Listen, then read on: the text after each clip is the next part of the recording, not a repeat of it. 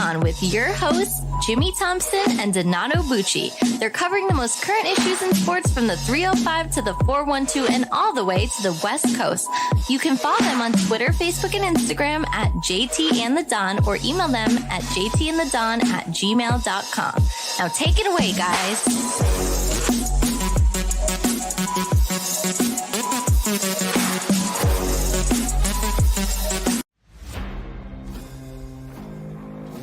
Give them a shot to do what?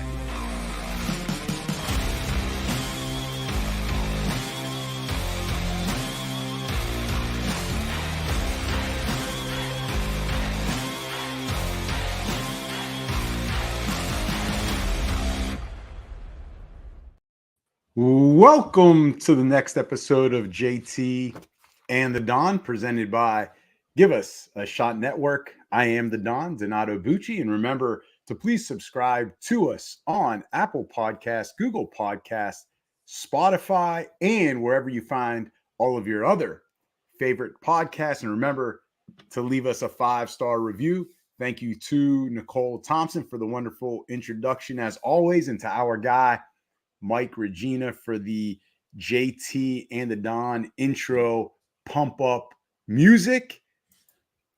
We have a big slate of football topics tonight to talk about. But first, let me welcome in everyone's favorite, JT, Jimmy Thompson. How you feeling today? Good. You ready to get to it? You already making me intro all the topics. I know you got a bad attitude today. I don't know what it is. Well, you know what it is? I want to file a grievance here with the production company, is that you're making me do this show when Miami is playing Kentucky in basketball. The first time ever we've been top 15 against each other. We're at Rupp Arena, and you're making me, work. Speaking of work, I'm sorry. I'm doing the one day that you were like, we got to be consistent and do it the same day. Come on, man. That's right. Wait. But speaking of work, our guy Mike Regina, he says he's working on the remix right now. That's why we love the guy. Just give us something that will make Don shut up. I'm getting tired of him talking. All right, you ready to get it started? You said you're introing all of the topics. I am. You ready to get it started? I mean, what are you waiting for? Let's go. All right, man. Hey, another week of NFL in the books. I feel like this season is taking forever. But forever. Let it last forever. It's fine. Yeah, that's only because the Steelers are in the playoff hunt. That's the only reason you want this season to keep going. But you know how this goes. We're going to recap NFL week. So let's start where we normally start. Give me one player, performance, or storyline that you are not overreacting to. All right, I'm not going to overreact. Even as a Steeler fan, I'm not going to overreact to this. This is a lie. You are overreacting. When they put up all those yards, I can tell you had your little terrible towel out. You were doing backflips. So whatever you're about to say, I know is not true. You definitely overreacted. This is true. I am not overreacting to the Steelers' offense putting up over 400 yards. I'm not. Like, it's only a story to begin with because it took 3 years for the offense to hit 400 yards again. I mean, that is absurd when you think about it. And it's because Matt Canada was basically so bad for the Steelers that this became a storyline. We still couldn't score points. I mean, we still didn't score more than 20. We still had dropped passes, missed throws.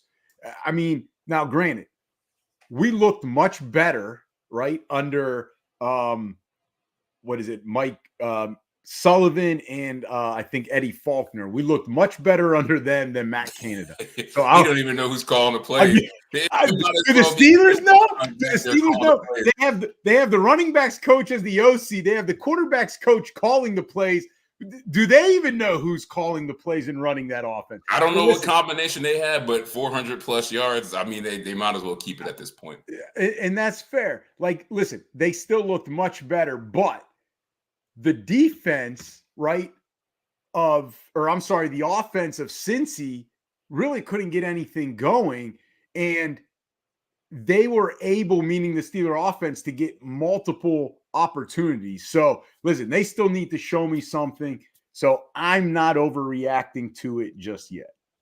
Oh, this is easy for me. I'm not overreacting to Arthur Smith and the Falcons. Like, it's a shit division. Somebody gotta win these games. But this is the worst division. It's the worst division in football. Like, I never thought that the Saints would regress to being this bad, and I feel like all the teams in that division just need a clean slate to start over. But somebody gotta put up 20 points. Somebody gotta win the game. So I'm not overreacting to the Falcons. They still bad. Arthur Smith still bad. Needs to be fired when the time comes. But let's flip this script. Let's do one player, storyline, or performance that you are panicking on. Oh, the Cleveland Browns. Oh yeah, you definitely waited for this. I am panicking on them. Listen, they're currently a playoff team, but Nick Chubb out for the year, Deshaun Watson out for the year, DTR, their backup, is now injured. PJ Walker is in. Myles Garrett, they said there's no structural damage done to the shoulder, but when it's never a good thing when a player says, I heard something pop, and that's coming from Myles Garrett. Now, he even said himself, he's played through a lot worse. He's going to be out there. He's going to give it his all. But JT, listen, he's the future of that franchise. He's the cornerstone of the defense. I wouldn't risk him getting further injured. But he's going to go out there. I just don't know if he's 100%. And listen, we thought and we knew this. But nobody at this point is 100% NFL. Right. But we thought and we knew that the Cleveland defense could and would have to carry this team. And they have been. And they can. But now it's so much more difficult to do it in the NFL when you have no offensive support. Because they're getting no support at all. It's different when Baltimore – had Trent Dilfer. They had Jamal Lewis running. They had maybe the best defense on the planet. They had Jonathan, but they also had a great running game and Jonathan Ogden and a great offensive line, right? I don't see it with Cleveland in terms of the run game or any sort of pass game. I would be concerned now if I'm the Cleveland Browns because you're not getting a top 5 pick. You're not getting a top 10 pick. I don't know if you make the playoffs anymore. Yeah, and plus you still owe Deshaun like $500 million. So right, and he hasn't played for 2 years essentially. Yeah, I like it. The Browns, I worry about. I mean, Myles Garrett's going to play as long as he can walk. I don't want to admit this, but I'm panicking on the Dolphins as Super Bowl contenders. This is exactly what I was worried about. They just don't look like they can separate themselves from teams that are good on the road or teams that have good defenses. I just don't know what it is. Like, I love Tua to death, but I was worried about this when they turned the reins over to him. Is he going to be that quarterback that is elite? It takes us to the next level and he's carrying the team? Or do we have Kirk Cousins and we end up overpaying a guy where everything's got to be perfect around him? Like, Tyreek might be having the best season since Calvin Johnson, and I'm still not convinced that we're Super Bowl contenders. The defense is not playing up to where I thought it would. We just lost Jalen Phillips for the year with the Achilles injury. We have no pass rush. I mean, the secondary is great, but it doesn't matter if we can't put heat on the quarterback. And I think Mike McDaniel, I love him long-term. He's getting a little too cute this year. Like, times where I think he should just be running it down teams' throats. He wants to get cute and pass it. And then I'm like, is the magic of him wearing off? Are teams catching up to him as far as his play calling tendencies? Whatever it is behind the scenes, I'm just not convinced that we are a Super Bowl favorite. Definitely not in the AFC where they got 4 or 5 teams that could be the number 1 seed. And I'm telling you right now, we ain't one of them. So until we do some things to change my mind, I'm panicking on us being Super Bowl contenders. So a couple of things, what you just said there. One, listen, Minnesota would and almost any team would love to have Kirk Cousins right now. So yeah, I mean, I would too after I saw what Josh Dobbs did last night. Quit knocking Kirk Cousins. He's been getting I'm not knocking Kirk and that's Cousins. Unfair. He's an excellent quarterback. What I mean by that is there are different tiers of franchise quarterbacks. There are quarterbacks that they take your team. They're the ones that are responsible for taking your team to the next level. And then there's some guys that if the mix is right, the team can be successful and elevate itself. Like, for instance, Joe Burrow, he could take a team to be in a Super Bowl. He's that type of quarterback. Mahomes, Jalen Hurts, like those guys, Josh Allen, I think he can be of those guys that can elevate a team. Whereas like a guy like Tua and Kirk Cousins, they kind of get caught up in the mix. And it's like if everything is good and working around them, that's the reason that team is successful more than they're just this elite franchise quarterback. I'm not saying he's elite, but he gets a bad knock. He can be very successful, and he could do a lot of great things. He can, and so can Case Keenum. He got him to an NFC Championship game. I'm not knocking Kirk. I just ain't paying him the other top thing, five money. All right, the other thing I have a little gripe about what you said is, of course you do, because you love knocking Tua, and it's like, what else do you want? I'm not knocking Tua. Yes, you are. Yes, I've always said this. I don't think he's an elite quarterback, and that is where you could be wrong, because you're saying, is he top 10? He might be. I'd have to go right now. Is he top 10? Off the top of my yes head, no? I would say yes. 10? I would say yes off the top of my head. How could you not? He's not odds on favored, but he's in the top 10 of odds to be the MVP. No GM right now in the NFL is taking him amongst the top 10 quarterbacks to start their team. Well, that's another question for a That's the question. Day. But we'd have to go through the list with a fine comb tooth, Yo,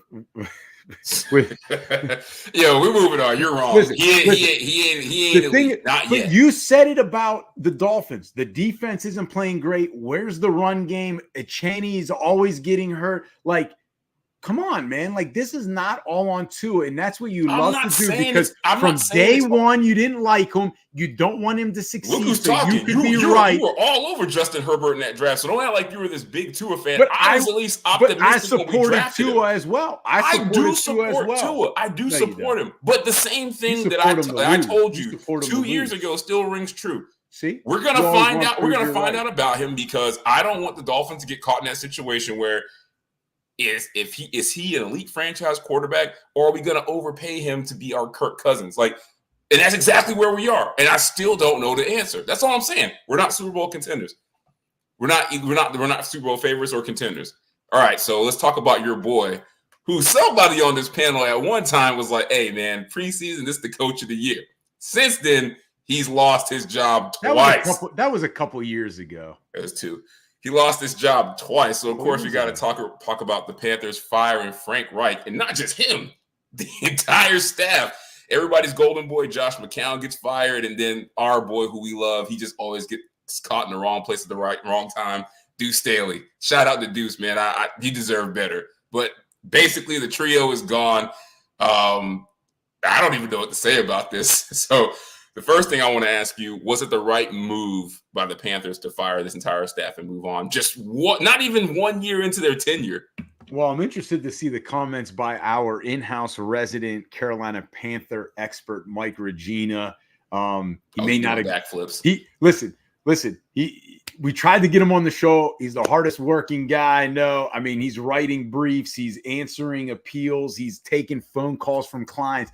So we couldn't get him on. Studio and he's doing our remix. Exactly. He's doing it all at once.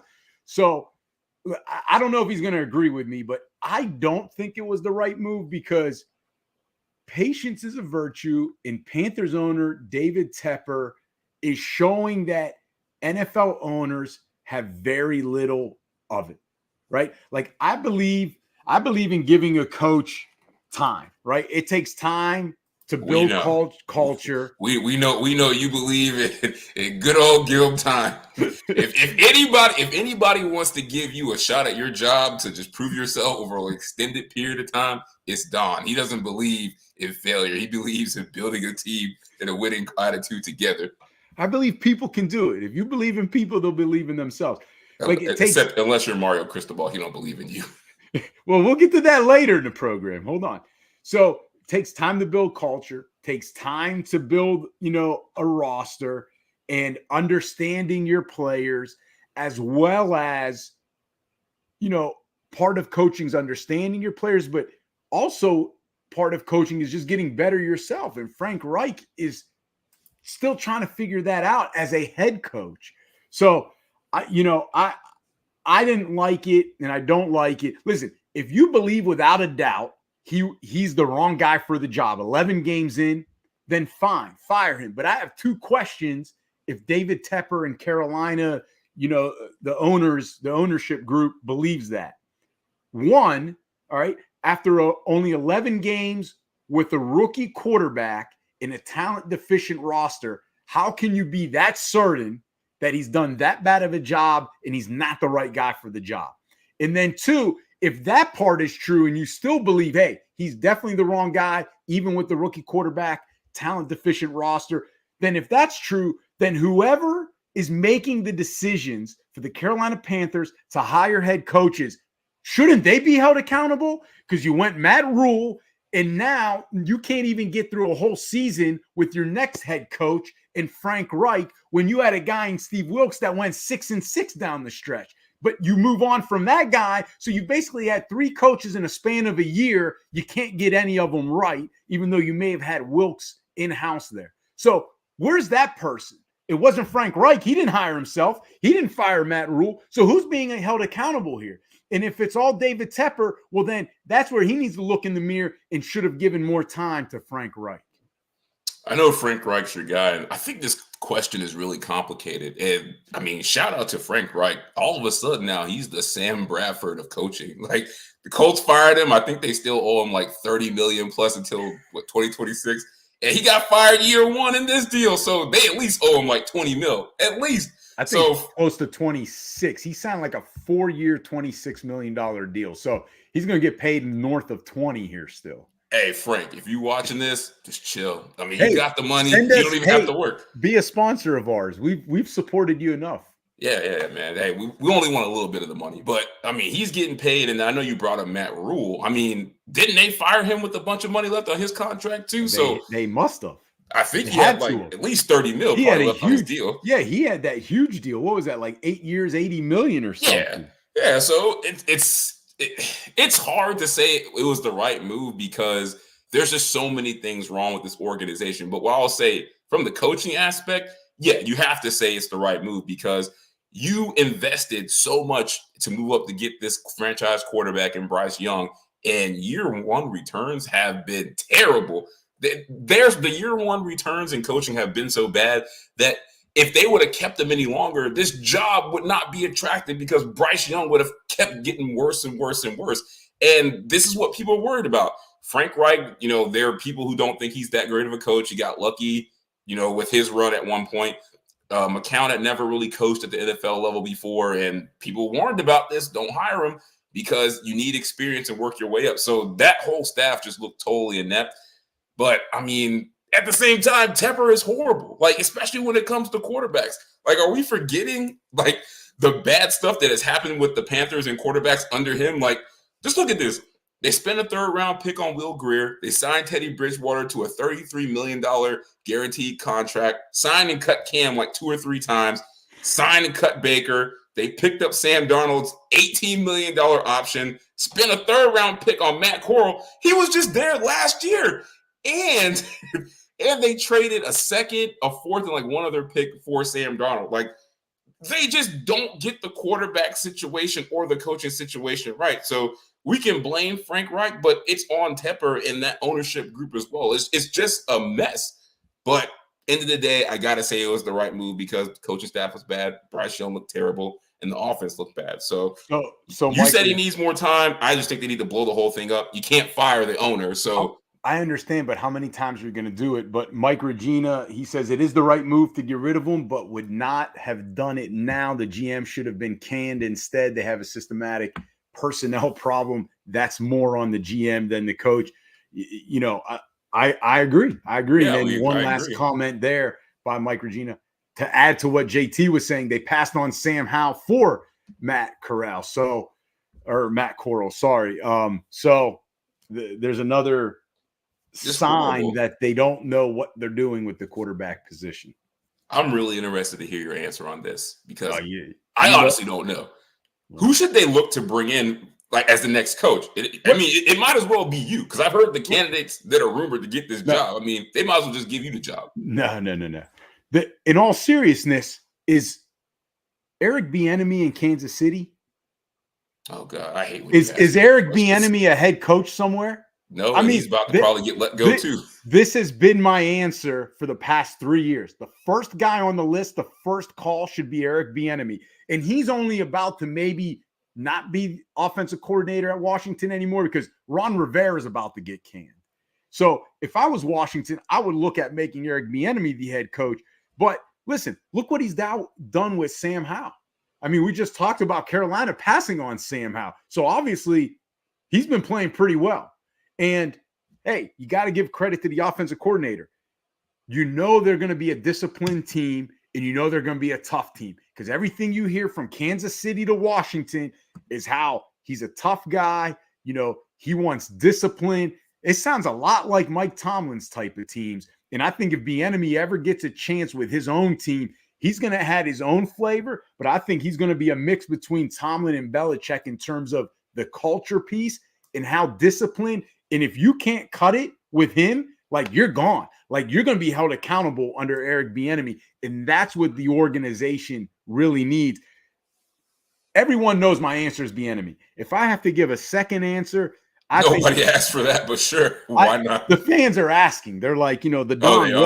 Who else would it be? Because you always say Bieniemy, and he never gets hired because the NFL doesn't know what they're doing. So if they're not going to hire Bieniemy, I think you got to go Brian Johnson, offensive coordinator of the Eagles. He's been Jalen Hurts' quarterbacks coach for the 3 years he's been in Philly, right? And look what he's done with Jalen Hurts. And now he's taking over this offense. They beat Kansas City. They beat Buffalo. And they look cool and calm in every game. Like, they never seem to be stressed out. And he's only 36, JT. He's been around winning football more than anyone else in that Carolina organization has been their whole combined careers. And he's only 36. That winning culture from Philly, he can take down just the way Shane Steichen's doing in Indianapolis. He can take that down to Carolina. I think you have to go Brian Johnson. It's funny that the two guys you gave as guys you would like to see get this job is exactly what I think is wrong. Because this Carolina job is so bad that this is probably going to go to a black coach. Like, the Rooney Rule will be fulfilled in the offseason because the Panthers it's a dumpster fire. Like, the quarterback is someone no one believes in. I don't think they don't have any draft picks to rebuild this roster, and I'm pretty sure they're going to be strapped for cash between all the coaches that they're firing. So if I had to pick a coach, I don't want Bieniemy to take this job because I feel like it's a bad job. Johnson, maybe. Realistically, who I think they'll probably hire is someone outside the box that we're not thinking. I hear like Greg Olson's like a guy that's, you know, swirling around. David Shaw could be a type of guy.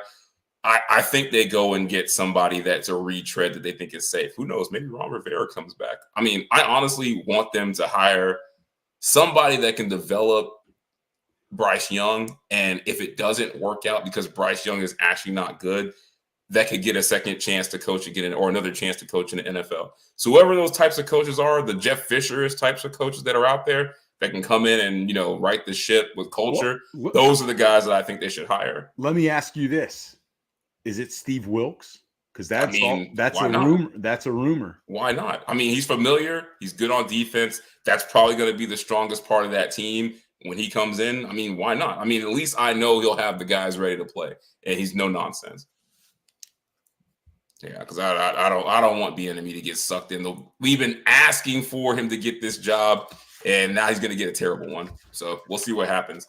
All right, let's go to NFL checkdown game. Don loves this one. We're going to give you a couple options, and we're going to give you our opinions on the two options.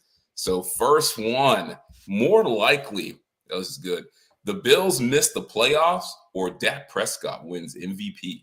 So my knee-jerk reaction was Dak. More likely is that Dak wins the MVP because I was like, I'm not saying he's going to win it, but Buffalo's no. But what I was going to say was Buffalo's not missing the playoffs.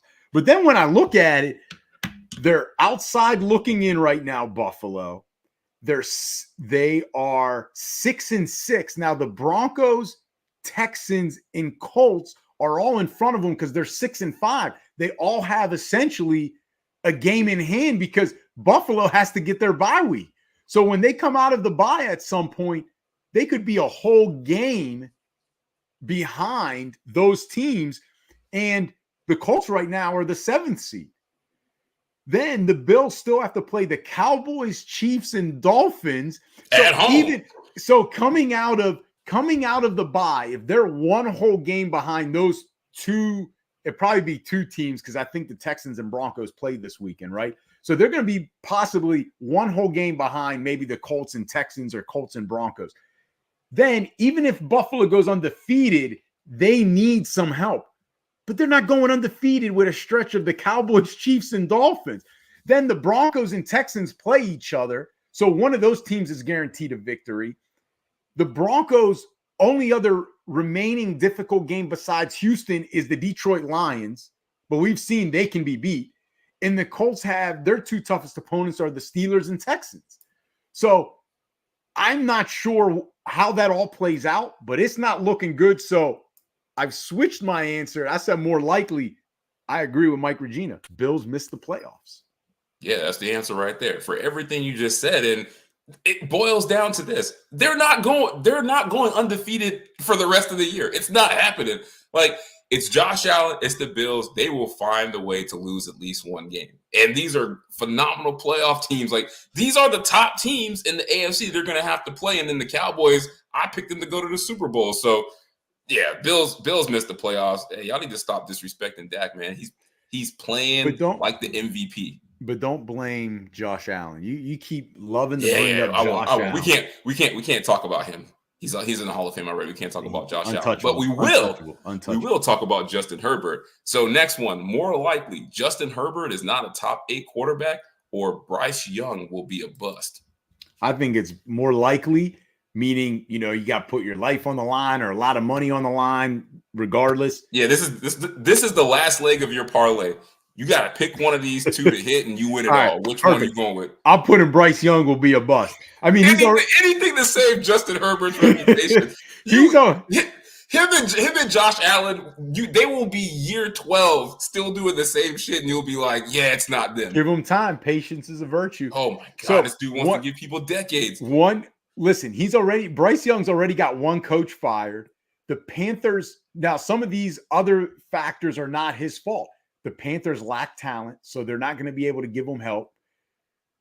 They've already given up their first-round pick for next year, so no new young talents coming in.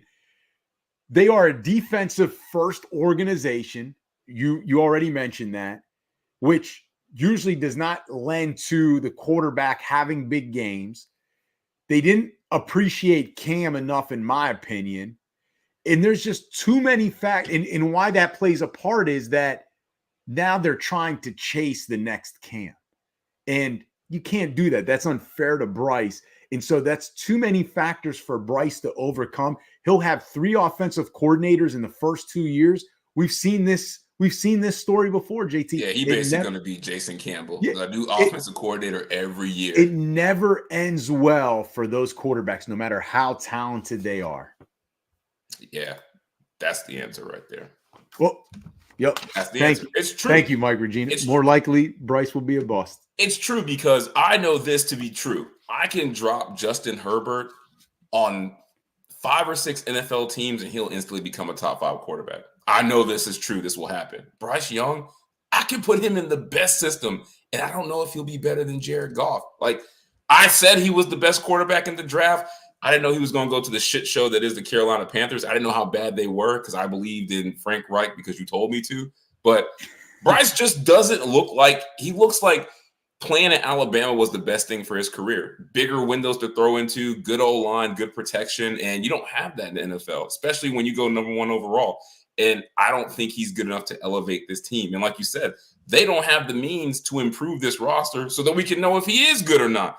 And he's the stuff that we worried about, him being small. Like, they can't put QB sneak or the tush push into the package because he's so little. And like Regina said, he's not growing 3 more inches at any point during his career. So you guys are just mean, man. You don't got to go that far. You don't got to go that far now. Stacked against him, man. Like, Rocky didn't have this much shit going against him. Like, it's bad, man. Like, he has a more likely chance of being the bust.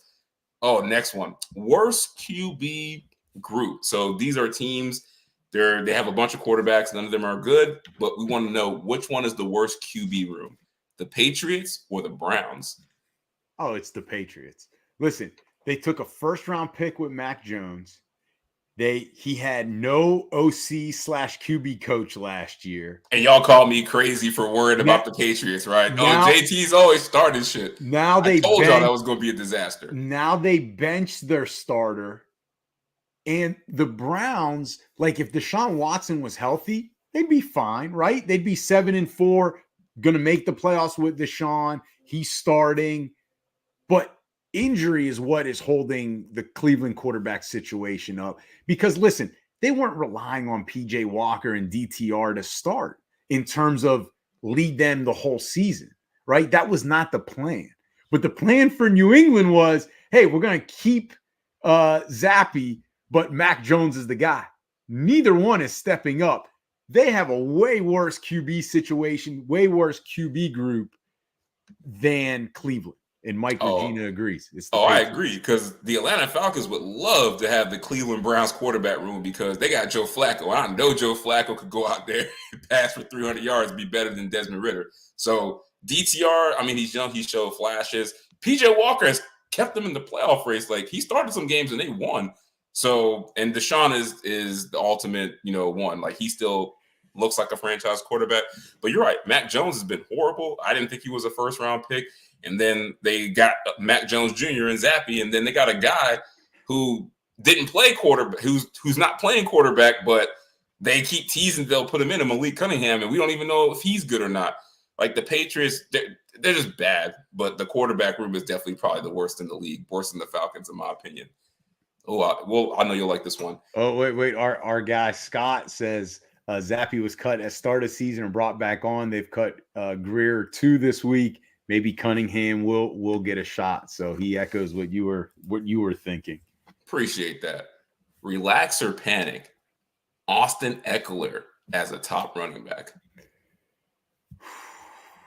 Go ahead and say it. I know this is your guy. I know. So out of respect for my guy, I'm going to say relax. Nah, you don't believe that. Because of the ankle injury, I don't think he's fully healed. He doesn't look as explosive, I think, because of the ankle injury.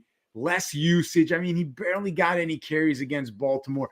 Listen, the offense, in my opinion, just hasn't been good in general. They've been injured all around.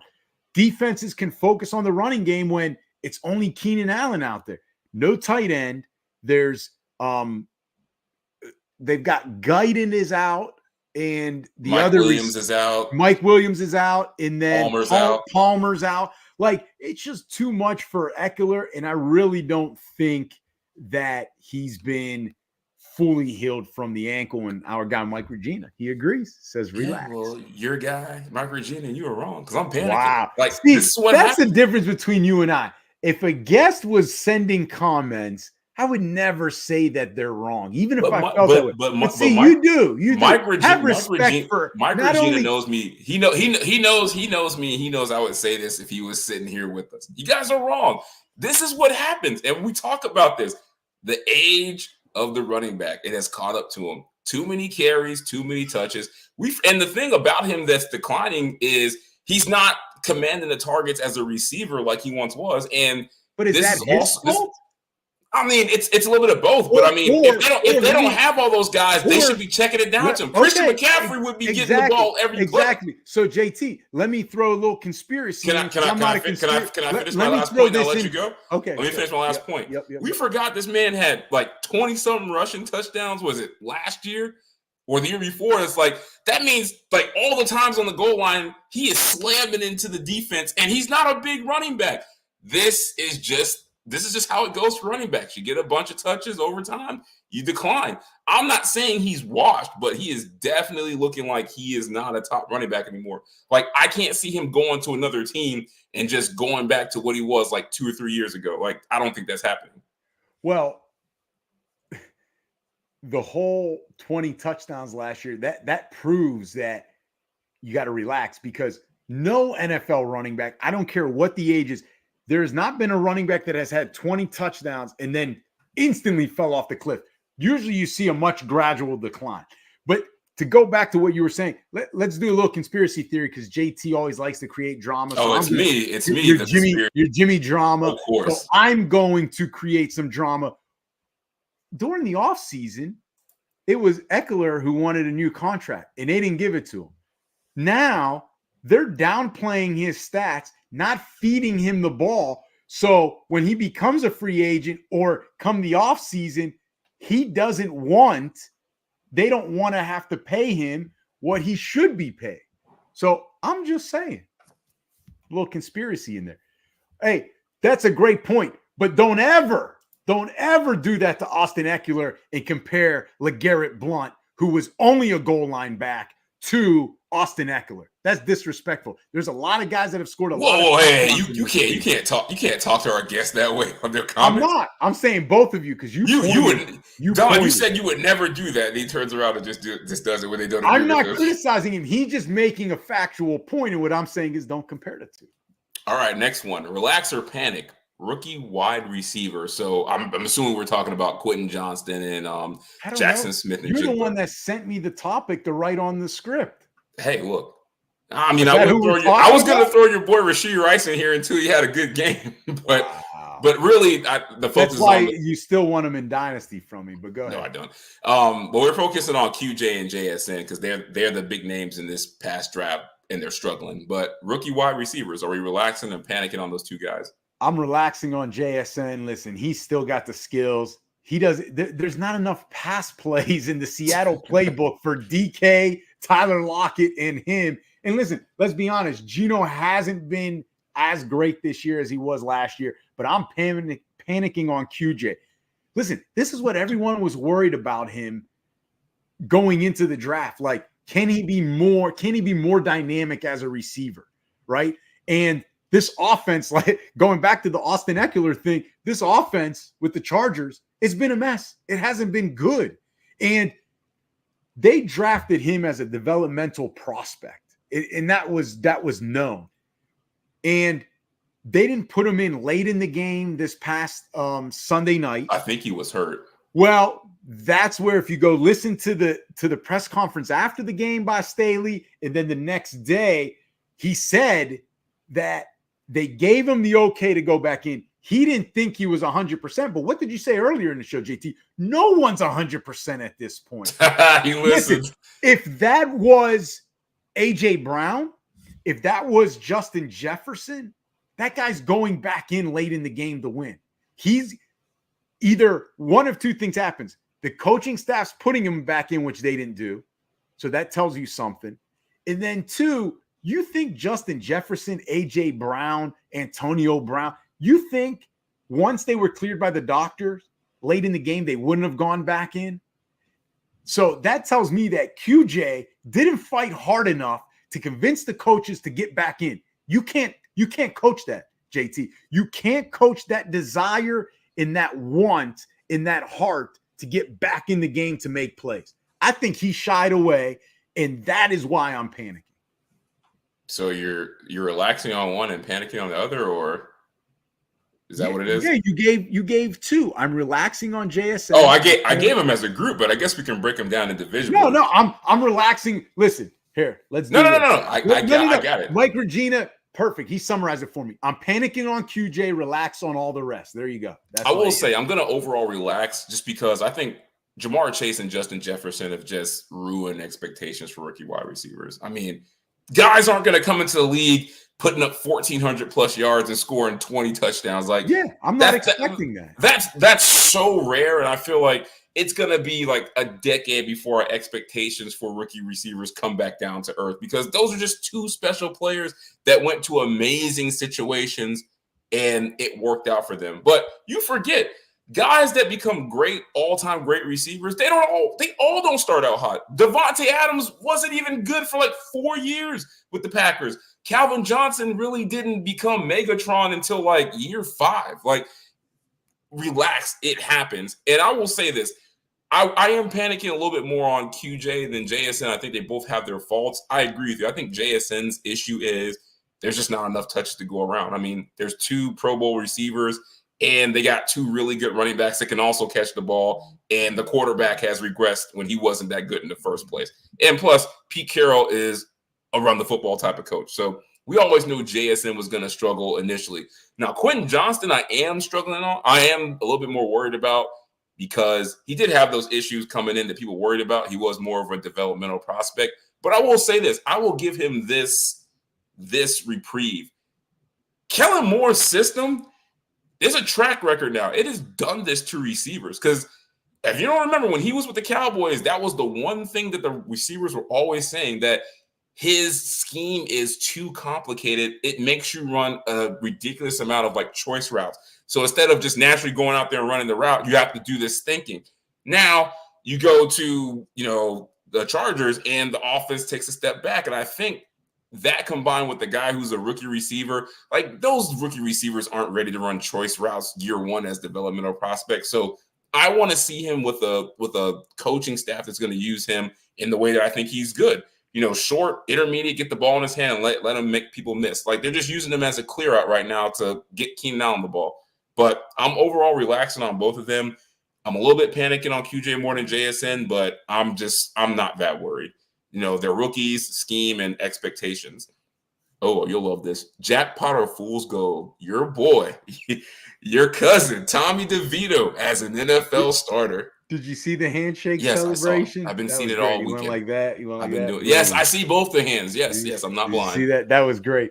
Listen, for how bad I want to say this is jackpot, I got to be realistic. It's fool's gold. I mean, they did this against the Patriots, who have no offense. So there was never any pressure for the Giants offense to score more than 3 points.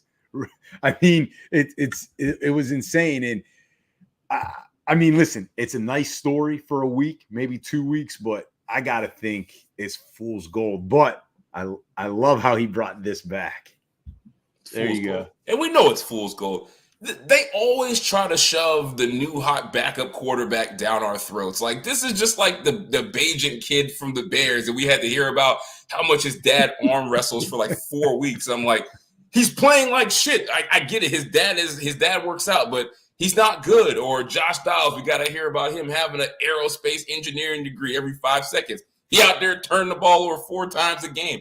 Like, this happens every year against the Bears and losing to the Bears at home. They always shove these out of nowhere backup quarterbacks down. Duck Hodges. Duck Hodges was another one. Oh God, he's so good. Like, nah, they're not it. Oh, this one. Jackpot or Fool's Gold. The post Matt Canada Steelers offense. I told you I'm gonna lean Fool's Gold right now. Listen, again, it was better. Don't get me wrong. But listen, Pickett, 24-33, 278 yards, but a lack of scoring. So is it better? Yes. Is it jackpot? No, because they were playing a Cincy offense that with Jake Browning allowed the Steelers offense more opportunities, meaning more drives than other offenses would have. So the Steelers had a lot of drives and plays and opportunities to increase their yardage. And in fact, increase their scoring, and they couldn't do it till the very end. Like, if Pickett keeps playing only fourth quarter football and the Steelers only keep playing fourth quarter football, they're not going to get very far. They are not going to get very far. It needs to get better. So for now, I'm going to say fool's gold, but I hope I'm wrong. And I wouldn't be completely surprised if I'm wrong, even though it doesn't happen very often. I'm not wrong because I want us to keep winning games. No, you're right about the Bengals, though. Like, that defense is one of the worst in the NFL at giving up yardage. So, like, they should have had a field day.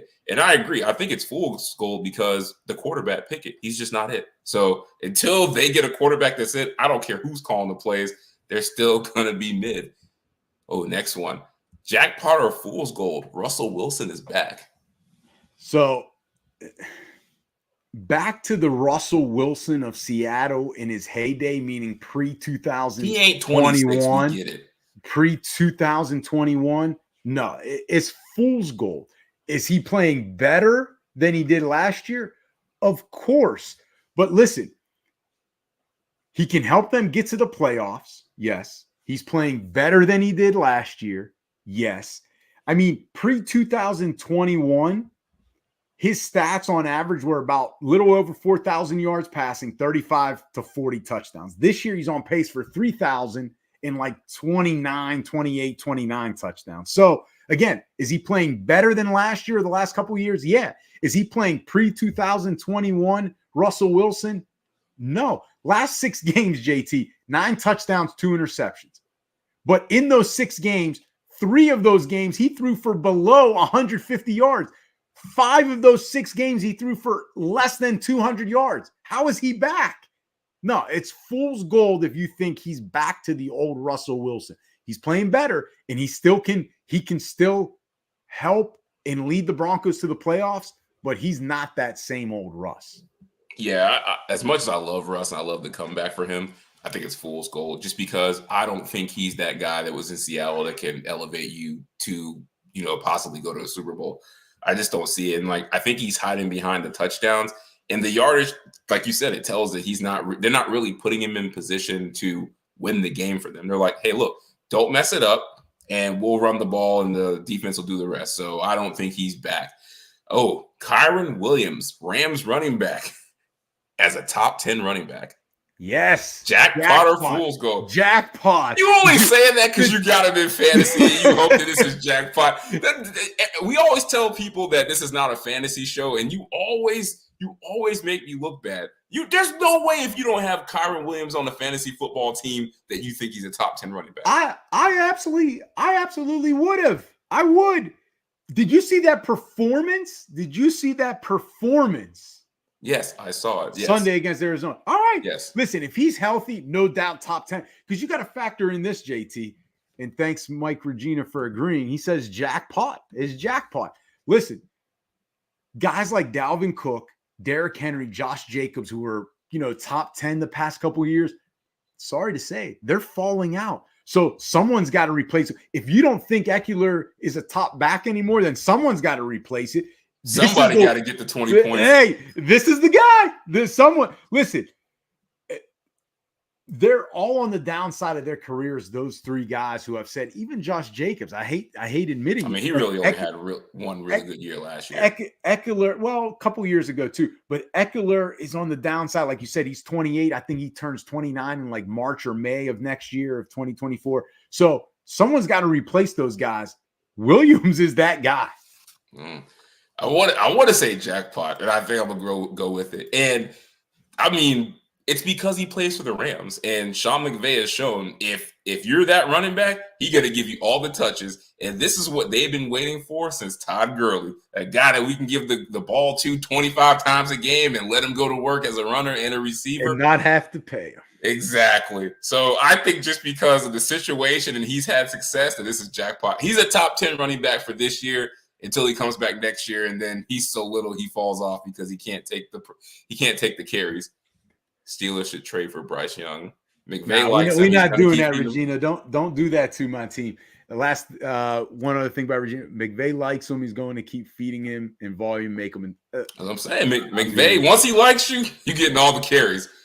All right, let's go to college football. I'm introing all the topics because Don is too much of a diva to do any work. Because I'm upset you're making me do the show when Miami's playing Kentucky in a good game. We're losing. So it's 46 some 39. work for once. I like going first here because I'm just crushing you in this debate. No, you're not. So we're going to play the college football check down game. You know how this works. So let's start off in the state of Florida where everything has gone to shit. More concerning, the future of the program, the Miami Hurricanes or the Florida Gators? It's the Florida Gators. I mean, will Billy Napier even be there after this season? We know Cristobal is, whether he's taking victory formation or not. Like, Cristobal's going to be there. We're not taking that buyout. The whole team just hit the transfer portal, and I guarantee Cristobal's coming back. Exactly. We're going to have coaching stability. I don't know if it's good, but we're going to have just like you always dreamed of, coaching stability. He'll be here for a decade. That's right. We didn't do it with Manny. We'll do it with Mario. Listen, ACC's not as strong as the SEC. Oh, by the way, Texas A&M just got a whole lot better by hiring Mike Elko as their coach. Oh, shout out to that weird introduction press conference for Mike Elko. Like, Texas A&M, interesting place. That's all I'll say. I didn't see it. I'll have to go back and look. I'll take your word for it. Listen, Oklahoma, by the way, is going to be joining the SEC. Oh, Texas, who's like number 6 in the country, they're going to be joining the SEC. Like, they're losing recruiting battles to Florida State and Miami. That wasn't happening 15 years ago. Like, where is Florida going? Where are the Florida Gators going to get better, JT? Where? I don't know. They've tried it with Dan Mullen. They tried to bring back an Urban Muschamp. Meyer guy, right? They brought Muschamp, defensive guy, whatever. Now they brought what's the guy that was taking naked pictures with sharks? He was in there at one point. Mick Elway. Like they got Jim McElwain. They got this cast of misfit toys that they're trying to replace Urban Meyer. I agree with you. It's Florida.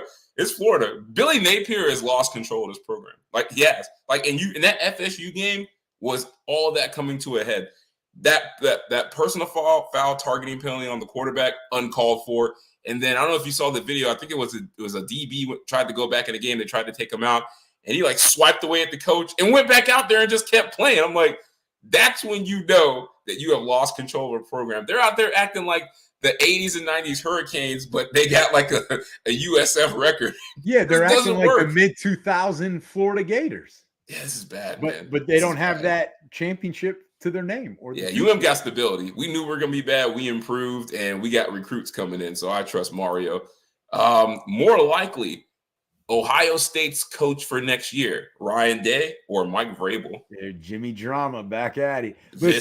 You always say this. I am not just pulling this out of my ass. This is on the internet. This is what people are talking about. So everything. I know you're this old guy that doesn't like technology. You don't go on social media, so you don't know what's going on. You still read the newspaper every day. Everything. Because he knows he's reading the newspaper. I bet you got a subscription. What's the Washington newspaper? What do they call it? Washington Post, buddy. The Washington Post. I know you got a Washington Post. It's only nationally known, and you don't know it. Nobody reads the newspaper anymore. But everyone knows it's at least called the Washington Post. All right, listen, more likely Ryan Day. He's going to be their coach. Listen, Ohio State, for how much they don't like Michigan, they should look at what Michigan did with Harbaugh, right? They should look at what Michigan did and how they didn't fire Harbaugh. We had this same question or a similar conversation 2.5 years ago, 3 years ago. Should they move on from Harbaugh? I said no. We both said no.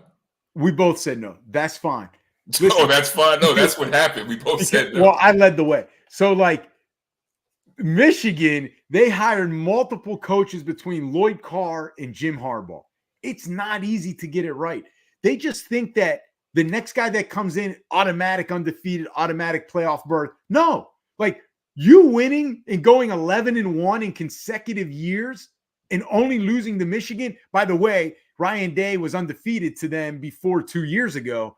Like, it's not easy. It is not easy. You might bring in someone like Michigan did with Rich Rodriguez and just not fit the culture of Ohio State. And then what? You just think naturally, yes, the recruits might come, but if they're not developing them, if they're not coaching them right, what good are those recruits? Look at Miami, for example. We've won many recruiting battles over many teams. And all those guys are insurance salesmen. Like, I mean, it's incredible how arrogant some of the Big Ten football programs are. And they just think that they deserve to win 12 games and go straight to the title game. No, even if you're Ohio State, no. Ryan Day is a pretty good coach. And the last thing I'll leave on is he's 56-7. 56-7, and he's been coaching for 21 seasons. So the whole Harbaugh saying, and listen, I think Jim Harbaugh is a great coach, but him saying some people are on third base and think they hit a triple, he was referring to Ryan Day. Dude, that's false. Go look at where that guy has coached and for how long Ryan Day has coached. He has worked his way up the ladder to get where he is at. He's a Gruden grinder. That's your favorite type of coach. For people to say he's not a good coach or he hasn't earned that spot or, what Harbaugh says, he's on third base and thinks he hit a triple. He did hit a triple. That's just Jim Harbaugh being an ass. Like, people know the Ryan Day story. I agree with you. I think it's going to be Ryan Day. One, because the Tennessee Titans have already made sure that this doesn't happen. They're already talking about extending Vrabel because they know what's going to happen. They know what's going to happen. They're going to lose him to Ohio State or they're going to lose him to another team like the Patriots. Scotty's saying his Patriots. That's because he's a New England fan. That's the only reason why he's But Vrabel would be awesome for them to get. But I agree with you about Ryan Day. And the one thing I hate about those jobs, Michigan and Ohio State, there is more to that job than just beating Michigan or Ohio State. It's like, I can win every game on the planet, but I lose that one game. And it's like, oh, you suck as a coach. That is insane. But it also tells you how shit else the conference is when it comes to being competitive, where it's like those two teams are at the top and the games against each other only count. I only get to play them one time a year. Right. Like with Ryan, the fact that Ryan Day has kept that program at a top 5 level post Urban Meyer, that right there should tell you that they should keep him. Like most programs, you brought up Michigan, when they move on from big time legendary successful coaches and you let in outsiders, that's when the program slips. Like you talked about it, Brady Hoke, Rich Rodriguez, and I'm pretty sure there's some other losers in there. And Michigan had the luck into getting Jim Harbaugh. Right. And guess what? It's worked. But they went through like a 10-year period where they were bad. They were really bad. So I think Ohio State is smart enough to realize, look, we have not changed with Ryan Day. We're going to stick with him. So I think he'll be the coach next year. And JT, on top of that, how many times did Harbaugh lose to Ohio State, whether it was Urban Meyer, Ryan Day? They could have moved on just because of that. It's a game of runs, man. Like it's just your turn. It is. If Mario would go 11-1 for the next 6 years and go 3-3 against Florida State, they would build a statue for him on campus. You'd be the first one out there signing a petition. All right, this one's good. More likely that we underrated Alabama or we overrated Georgia? Correction on the question. JT underrated Alabama, because if you go back to our college preview show, Coach Cassidy and I, right, the brain trust on that show. This man got stats for anything that helps him, but all the shit that he's wrong about, those tapes just mysteriously disappeared. They didn't exist. You gotta love working with this guy. What an arrogant! You know what? I'm not gonna say it on air. You are ridiculous. You will find every piece of information that helps your argument, but you damn sure can't find the Mason Rudolph tapes. But I digress. Research. Go ahead and give me. I do my research because I was going to throw. You know what? I'll do it. There's Watergate. There's Watergate in the Washington D.C. studios. What can I say? I'll pull a B-Rabbit from 8 Mile because I was actually going to throw myself under the bus. I know everything you got to say against me. Yes, I was wrong about Alabama. I did underrate. That's all I wanted to hear. I did. And it was more likely that we underrated Alabama, and I was wrong. I did underrate them. I didn't have them in my top 5. I had them as a team that was ranked too high. They didn't have a quarterback. And you know what? I was wrong. Now go ahead. What's your answer to the question? Listen, JT, you underrated Alabama, so that means more likely we overrated Georgia. You can't speak for yourself. No one underrated Alabama. Coach Cassidy and I did not. In his own world, the Don is never wrong. Hey, see, someone else is saying it for me. Mike Regina, you're the man. That's why. Hey, Mike, I know this is a special week, but you don't have to be that nice to him. Wow. So is it we underrated? We overrated Georgia because no one underrated Alabama except JT. Except Jimmy Drama. More impressive this season, Michael Penix Jr. or Bo Nix? I mean, why do we have to answer a question like, can we just... Because these are two Heisman candidates. Exactly. Can we just give both of them props? They have had great seasons. Like, why must we pick one? Because we must do a damn Penix show. Is my guy. And we must answer these questions. If I've got to pick one, I'm going Penix because people didn't appreciate what he did at Indiana, and he's even better now. And yet, when I hear everybody nationally talking about the Heisman, I always hear, Daniels, right, of LSU. I don't know why he's getting consideration. Bo Nix, everyone wants to throw Bo Nix and Daniels. It's because Bo Nix has only thrown 2 interceptions this year. JT, I understand that. But why do I never hear Penix? I hear Daniels and I hear Bo Nix. How come I never hear Penix? Tell me. I don't know. I'm not the one out there talking about him. We talk about him every week on this show. More impressive is Penix because at the end of the day, Oregon has the better team. When you go look at Oregon, they're 23rd in rushing offense. Washington is 103. There's only 130 teams, JT. They're in the bottom 2/3 of rushing. They have only 50 less carries at Washington, but 800 less yards than Oregon's rushing game. So Bo Nix has the ability of relying on the running game and to run play action RPOs. And then on top of that, defensively, Oregon's 15th in the country. Washington's 93rd. Michael Penix, it's more impressive because he's had to do all of it. He has not had the ability to have one bad quarter, let alone one bad game. But Bo Nix, even if he hasn't had a bad game, he doesn't have the pressure of needing to play 4 great quarters for his team to win. Sorry, it's Michael Penix. It's close, but I disagree with you.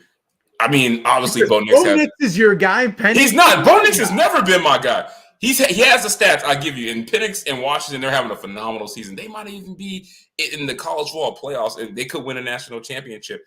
But I want to give the nod to Bo Nix because do we forget how we viewed Bo Nix just 3 years ago when he was at Auburn? How is that any different than Penix? I said it's close, but I'm giving the nods. The thing with Penix at Indiana it wasn't that people thought he couldn't play quarterback, is that he couldn't stay healthy. Bo Nix was healthy at Auburn, and we were like, damn, we don't know if he could play quarterback. Like, they were talking about maybe he should move to tight end. Like, Bo Nix came to Oregon. He went from never playing quarterback again to now they're talking about he's a first-round pick. I think what he's done is very impressive, and the fact that he struggled so early in his career with production, and now he's playing like this, that's why I'm going to give the nod to him as it being more impressive to me. But they both have phenomenal seasons. I'm not shitting on Michael Penix. I just think what Bo Nix's turnaround is a little bit more impressive. You're doing exactly what everyone else is doing. Yeah, whatever. That's my answer. All right, let's go through these. Forget about it. No, forget about it wrong again. And I'm going to keep doing it to piss you off. We need some life at the end of the show. So forget about it or Fugazi. You know how this works. Forget about it. We agree with it. Agree with the statement. Fugazi, we do not agree with the statement. Anything before we start, you got something on your mind? No, you don't spell it right. I know. I do it on purpose. Get it right. First question. The handling of the Miles Bridges and Josh Giddey situations will be a black eye on the NBA. So for those who don't know, Miles Bridges, numerous domestic violence situations over the past couple of years. Josh Giddey more recently, accusations that he's had inappropriate relationships with an underage girl. So how the NBA has not handled these, will that be a black eye on the NBA? So I'm going to give you my answer, and then you got to listen to the explanation. But first, some of the allegations against both of those guys, and maybe Miles Bridges, it's more of set at this point. I'm not sure where they're at in the legal process. Josh Giddey, somewhat, there's some facts there. No one came out like accusing him of anything, but he kind of told on himself in a way. He got caught. He got caught while he told on himself. So either in both of those instances, if what is being like alleged or what the information we have so far is true, then, it's not good for either player. We never like to see it. And, those guys should be essentially, punished in a way by the NBA. Now, I don't know so far how the NBA has handled it specifically. So I'm going to say Fugazi that it'll be a black eye on the NBA, because I don't know how they've handled it. Like I said, I don't know how they've handled it and whether it was the right way or the wrong way, because I'm not sure they've handled it yet. They're investigating at least the Giddey part. Now, the thing is, it hasn't been a big enough of a story for national headlines, let alone sports national headlines. And I think the reason is because they're not elite players, JT. If this was Antetokounmpo, if this was Steph Curry, you better believe it would be a black eye. But because whether they handle, are you saying that Ime Udoka is a bigger name than Josh Giddey and Miles Bridges? I'm saying how does Ime Udoka? Because Ime went through a situation and we didn't know all the facts. And his story was out there. Yeah. But JT, who was his girlfriend / fiance? That shouldn't have anything to do with it. Absolutely does. No, she's a celebrity in her own right. If you ask any average American, look. If you ask any American walking down, if they say Nia Long, we paying attention. I get what you're saying. If you ask any American walking down the sidewalk, you say, "Hey, do you know who Josh Giddey is or Nia Long?" I would bet money most of the people, the majority of the people who answer is going to say Neil Long. And that's why it's a big deal. What I'm saying is neither of these guys are elite players. And right now, it's not getting attention. So it's not receiving a black eye either by what they've done, even though it would be a black eye if people knew what they did, as well as the way the NBA is handled or lack thereof. It's not getting a black eye because people don't know these players. They're not interested in the story. Yeah, I agree with you. I think it's fugazi. And I think people's outrage is exactly what you said. It's not the way the NBA is handling it. It's the coverage by the media or lack thereof, which those are two totally separate things. And we don't know what the NBA is doing. I will tell you one thing. NBA is going to do their due diligence on both of these, and there's probably legal proceedings that have to play out. Because what you don't want to happen is you don't want a Trevor Bauer situation to happen where, you essentially suspend this person all his games, and then it turns out that it was not what we thought it was. So I think the NBA, when it comes time and they get all the facts, I think they'll handle it the way that they see fit. But right now, as it stands, I think it's going to be fugazi. I don't think it's going to be a black eye on the league. Next one, Washington and FSU will get screwed by the College Football Playoff Voting Committee.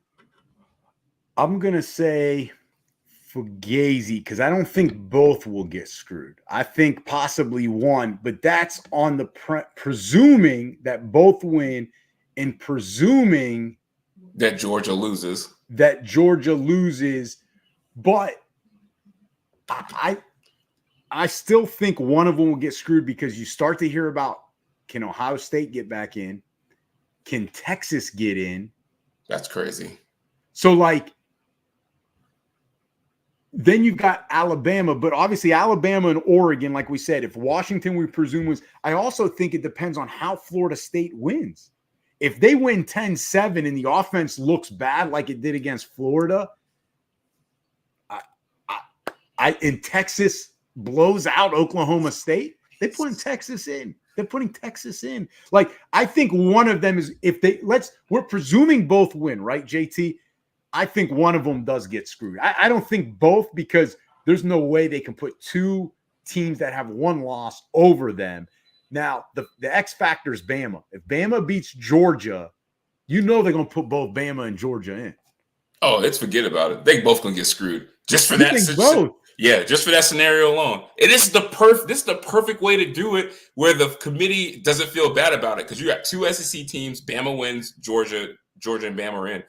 I think there's a legitimate argument that they could make that Michigan and Ohio State maybe could both get in. Maybe somebody comes out of nowhere like a Texas. Let's be honest. Michigan and FSU are probably from the two least impressive conferences in the eyes of the college football playoff committee voters. You mean Washington? Yeah, Washington, FSU. You said Michigan. Washington, FSU, sorry. They're from the two least impressive conferences when it comes to the voters. So I definitely can see those two teams getting screwed over. JT, let's play this out real quick. Yes, if they both win, let's say if they both win tight games and then Alabama beats Georgia. I think there's a legitimate chance those two teams can get screwed over. Absolutely. I don't put my faith in those voters to do the right thing at all. You're saying if Washington beats Oregon for a second time, there's no way they would put a team in over Florida State before they would put a team in over Washington, who played in maybe the best conference. The only reason where I say it couldn't happen is I do think the committee would do this. You need a sacrificial lamb team, and whoever out of FSU and Washington will be that team.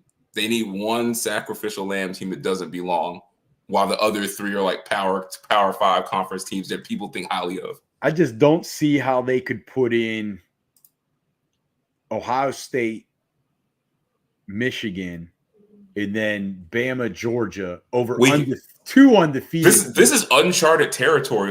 I don't think we've ever been to the point where 7 teams could get in. They have a legit argument. Well, at the end of the conference championship weekend, though, it's not going to be set. Yeah, because if we're saying right, those two teams win, that means Louisville loses, they're already out, but that means Oregon has lost, and then they'd be out, right? We'll see. So now you're looking at Ohio State, Texas, and Bama to possibly jump Washington or Florida State.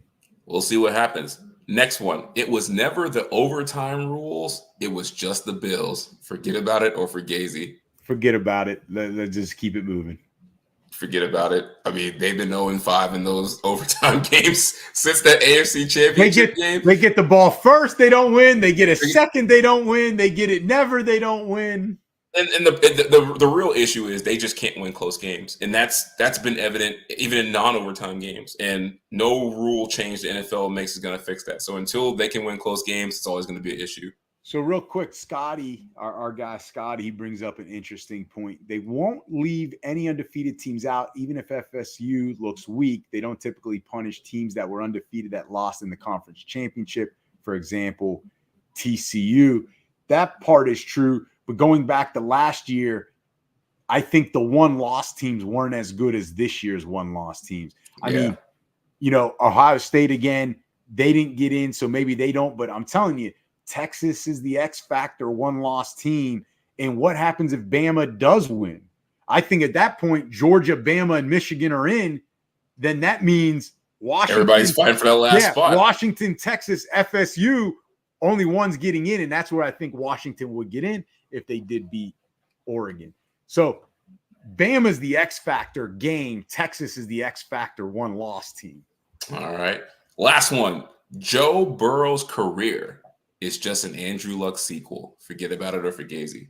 That's Fugazi, because I think Joe Burrow, despite the injuries, he's going to keep playing regardless of the injuries. And it's not a neck or head injury or a shoulder injury. It's an everything injury with him. Yeah, but, those are things he can come back from, and they won't be as long-term for his health, whereas the head, the neck, the shoulder, those are big deals. It's Fugazi. Forget about it. Are we looking at the same medical report? This man's got a torn ACL. He just ripped his wrist apart. Not to mention he's getting knocked out every year amongst the league leaders in sack. But does he have a neck injury? Does he have a shoulder injury that I will say this. You're saying this all now that we have full transparency to Andrew Luck's career and injury history, but let's be real. We didn't know he was going through all this at the time when he was in the league. I'm pretty sure Joe Burrow has some bad injuries that we don't know about. And I can throw in the calf injury. But those are just the ones that we know about. The guy is getting smacked every year. This is just like Andrew Luck. The only difference is, I agree with you. Andrew Luck knew when to walk away, where I think Joe Burrow just keep playing because he has that chip on his shoulder. Like, he wasn't this highly recruited kid who was like, oh, he's automatically going to be a Hall of Famer like Andrew Luck was thought of. So Andrew Luck was like, look, I got my time in the league. I'm leaving. Like, Joe Burrow is just going to be out there getting hit forever thinking he can play. But I do think this is an Andrew Luck sequel. All right. I think it's Fugazi. We'll find out. All right. You want me to do weekend predictions? I guess I'll do. I have the records. I got the records. Yeah, I bet you do, because you might have won some games. We didn't do it last week, though. We did it. So let's go weekend predictions to finish up. We'll go college first. I'm still waiting on Coach Cassidy's predictions, so I'll get those off air. But I think he's playing a little mind game with us because he knows he has a lead. He's 26-13, but both JT and I have closed that gap since week one. JT's 2 games behind at 24-15. I'm 3 games behind at 23-16. Now, listen, at the end of the day, as long as JT doesn't win, it's all good. Whether Coach Cassidy wins or myself, that's how you guys live life. It doesn't matter. That's how we roll. But I think he's trying to find out who we're picking so he can keep his lead. Hey, that is we don't play them games. But that's fair. I got to get them off the air. All right. So first one, Oregon versus Washington for the Pac-12 title game. I love Michael Penix, but I think it's going to be Oregon. Listen, I think Oregon wins this game, but I'm going Washington. I'm still going with my team. You got to ride with your guy. With my guy. I can't switch at this point, even though I think I'm going to lose that one. Oklahoma State versus Texas for the Big 12 title. I think Oklahoma's going to get this one. Oklahoma State. I think they'll get this one. Woo! I'm going Texas. I think I may have had them in the college playoff at the beginning of the year, but I'm going with them. You probably forgot who you picked. Georgia versus Alabama. Bama. Everything in the universe is telling us Bama going to win this game. Either they're going to win it outright, or the rest will give it to them for the sake of the college football playoff committee. I'm going Bama, and I think it's going to cause chaos in that committee room. Michigan versus Iowa. Michigan. Yeah, Let's not fool around with that. JT, the point spread is like 22 points, I believe. On Michigan, Iowa? Yeah, it's 22.5, right? That's funny. The point spread is more than Iowa could actually score in a game. But JT, the over-under is like 36.5. So when you do the math, that's terrible. When you do the math, they're saying the score is going to be 29-6. That sounds like an Iowa versus Michigan score. Like 29.5 to 6.5 is what they're saying. That's crazy. The over-under is only 36, but they're expected to win by 22.5. Yep, that's as automatic as it gets. That tells me Michigan. And take the point and give the points because they're about to put a smackdown again.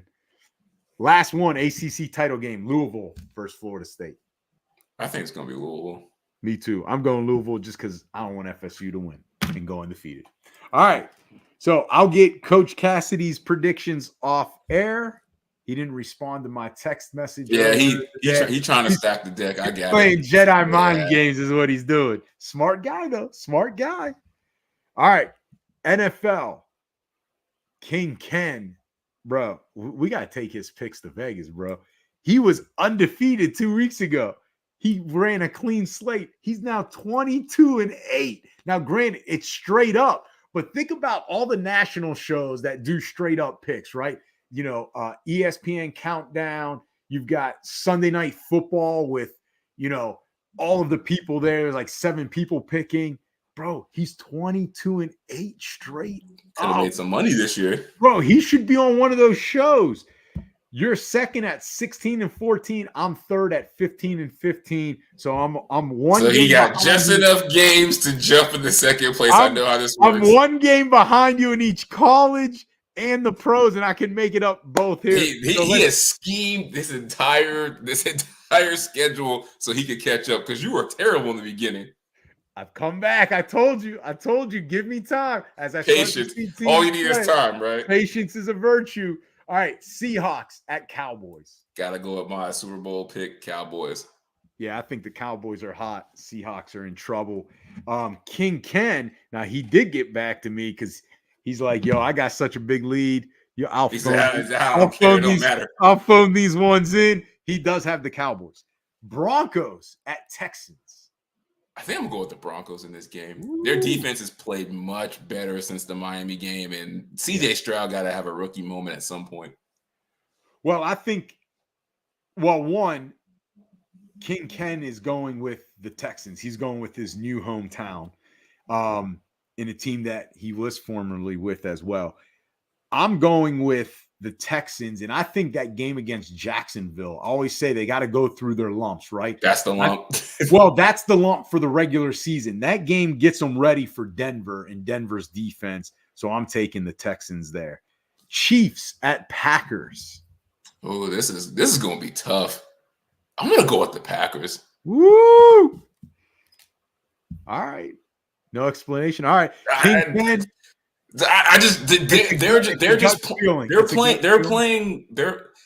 think it's something relieving when you don't have to play every game with Aaron Rodgers like on your roster. And I think it just allows them to be free, and I think they're finding themselves at the right time as a young team. You know what's easy? When you've got Patrick Mahomes on your roster. So but it ain't as easy when you get Matt Nagy holding it back. Well, you don't have Bieniemy. I can't say. Is there a Bieniemy still there? Because you dare not say Nagy. Well, King Ken and myself both taking Kansas City. And then the big game. Maybe the biggest game of the regular season. 49ers at the Eagles. Who you got? Eagles. They've been waiting for this damn game because the 49ers have been like, oh, we didn't have a quarterback in that game. Things would have been different. They destroyed the quarterbacks in that game. I feel like this is the game that the Eagles have been waiting for. They've been sleepwalking through everything else. I feel like they're going to destroy the 49ers. Man, I'll tell you what, I could have a 2-game lead on you by the end of this weekend in the NFL, bro. You set it up that way. No, I'm taking the 49ers, and this is why. You convinced me last year when you were the one that told me, listen, man, I think the 49ers win if Brock is healthy. And I was like, nah, come on, man. The Eagles are too good. Oh, and I convinced you. Then the Eagles lose in the Super Bowl to Kansas City when I thought they were the better team. And now I'm like, I think the 49ers have the better team. And this is what's going to be the difference, JT. The 49ers played Thursday night, Thanksgiving night. They have 10 days to the mini bye. And most of their starters didn't play in that fourth quarter. Philly, on the back end, played a Monday night game in Kansas City, then follows that up with an overtime game in the rain, in a brutal 4:30 game, in a physical game against Buffalo. And now they turn around and have the short schedule compared to San Fran. At some point, you can't go through Kansas City, Buffalo, and San Fran without a loss. We got to find out. To me, everybody's been throwing the Eagles aside. They're like, they haven't played good. They played like shit. We look up, they got one loss. But I think these last two wins have now opened people up, and they're saying Philly's the team to beat. You know what, though? The 49ers are saying, I think the Eagles are to the 49ers what the 49ers are to the Cowboys. And we're about to find out why. Say that again. The 49ers, the Eagles are to the 49ers what the 49ers are to the Cowboys. Oh, I disagree. Well, we ain't got time to argue that.